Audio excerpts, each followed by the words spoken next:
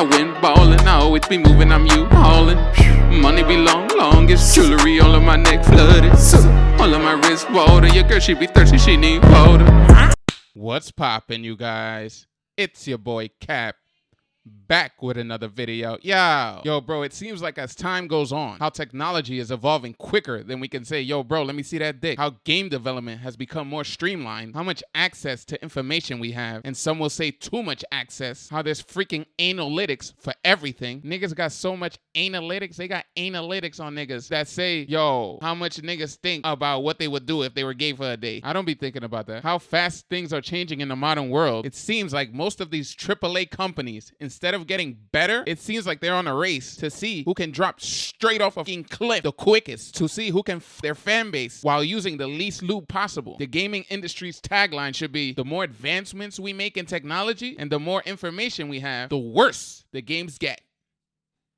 Like, what type of shit is that? Seriously, AAA companies should be seriously embarrassed that a couple niggas in the basement with cobwebs all over their compact computer that they bought at Circuit City back in 2003 with a $4 budget are making way better games than these AAA companies who have all the money in the world. So much money, in fact, that every time it gets mentioned to the CEOs, they end up throwing up when they hear how much money they just made on shark cards last week, who have the best technology they can get, who have the smartest and finest people they could hire. They have all the access and excess, and they make the most shittiest game since E.T. on Atari. That has to be a world record of some kind, bro. That is some next-gen type of shit. EA enters the fucking chat. Once a gaming company that had gamers' trust all over the world. Once a gaming company that were unstoppable, having the sports genre on lock, putting out their first Madden, and since then, they've been on a trajectory straight to the top of my asshole. Straight to the top. Releasing Madden starting in 1993. If gamers wanted to channel their inner athlete, no matter the sport, EA would always be an easy choice. It seems like back then, they really cared about making sure that their players were having fun. Fun first before anything else. And that is what is missing nowadays when it comes to gaming in the modern era. Companies nowadays, they just make games following and based off analytics. They make games based off data, not based on just making them fun to play. It's the year 2000 and EA creates a subsidiary for a certain type of sports game, arcade-like sports games that were the counterpart to the more simulation stuff. EA big. This offshoot of EA ended up being a part of millions of gamers' childhood. When you popped in the game and heard that big ass EA big logo drop in front of your CRT TV screens, and that shit screamed big, I can guarantee that niggas will bust all over themselves every single time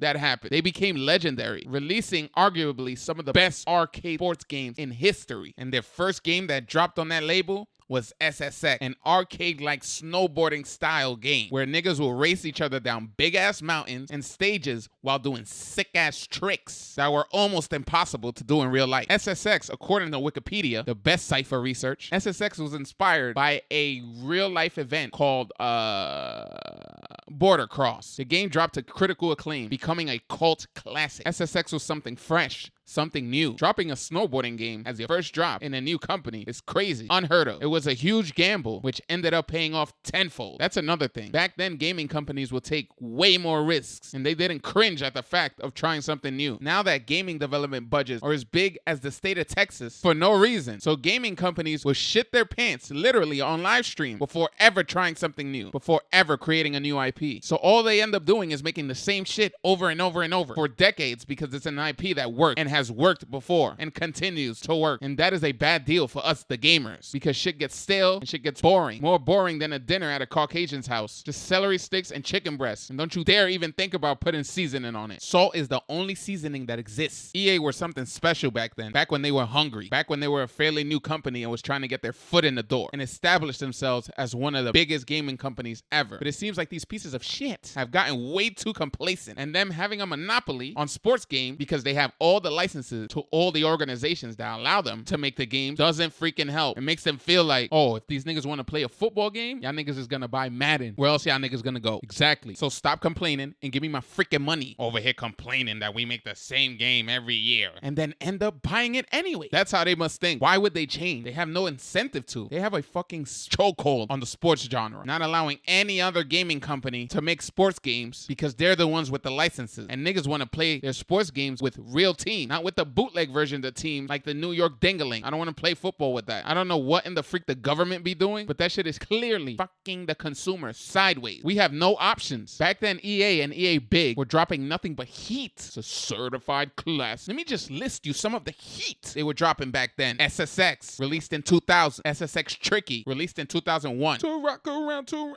Niggas were on some Activision shit, dropping back to back. Sled Storm, 2002. Let me stop acting like I played that. I ain't played that shit. SSX 3, 2003. This is year by year, boy. Year by year. Def Jam Vendetta, 2003. The predecessor to one of the best fighting wrestling games ever. Def Jam Fight for New York. One of the craziest drops ever. NBA Street, 2001, which led up to the most insane sequel with NBA Street Volume 2, released in 2003, which is the one that niggas remember the most. With that fucking song in the main menu.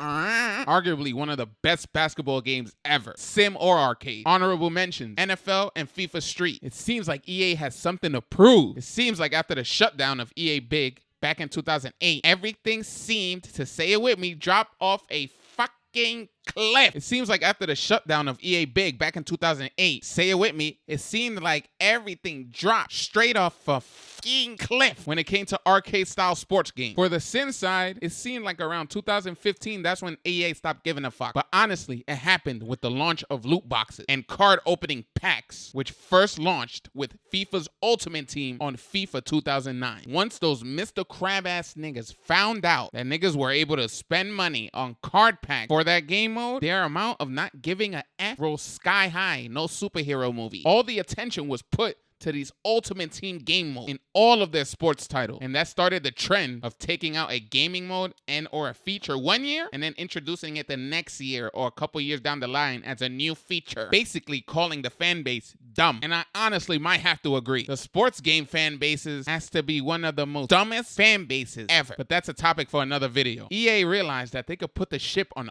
autopilot and put out a roster update every year for full price and niggas still would be satisfied. Listen to this shit. FIFA Ultimate Team made $1.6 billion in 2021 alone. Nigga, I would be putting out the same game every year if I was making that. You niggas are dumbasses giving me money. That's EA. That's what EA is saying. Why would I want to change anything? I made $1 billion on digital packs. So screw y'all. Until I'm forced to innovate again, I would be putting out the same game every year and just changing the little number on the side. Yeah, but what about your reputation with the fan? 1.6 billion, nigga. Oh yeah, my fault. You right. Yeah. It's obvious that even if our reputation is down in the toilet, we are making the most money we've ever made. Ever. How does that make sense? Because these niggas, let me tell you how this makes sense, because these niggas would just complain. And the same niggas that complain after they stop filming their YouTube video, their short, their TikTok, their tweet, their Reddit post, complaining, guess what they gonna do? Come on, guess. Go right ahead and buy the fucking, yes, go right ahead and buy the freaking game. Correct. So this shit is just noise. We have analytics. Niggas say they want change in public, but in private, they want the same shit over and over. Analytics don't lie. So like I said, until we stop making money hand over fist, unless the consumer base forces us to change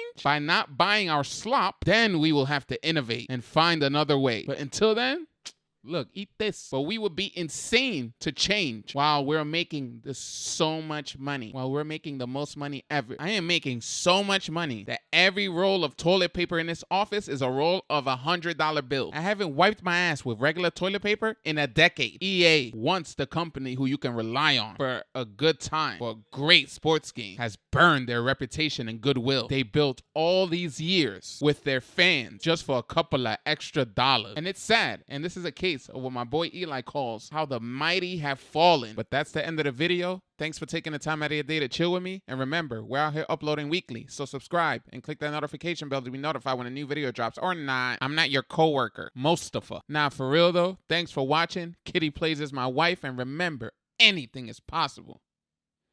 God first. I got it on me. I ran out the spot just for me only.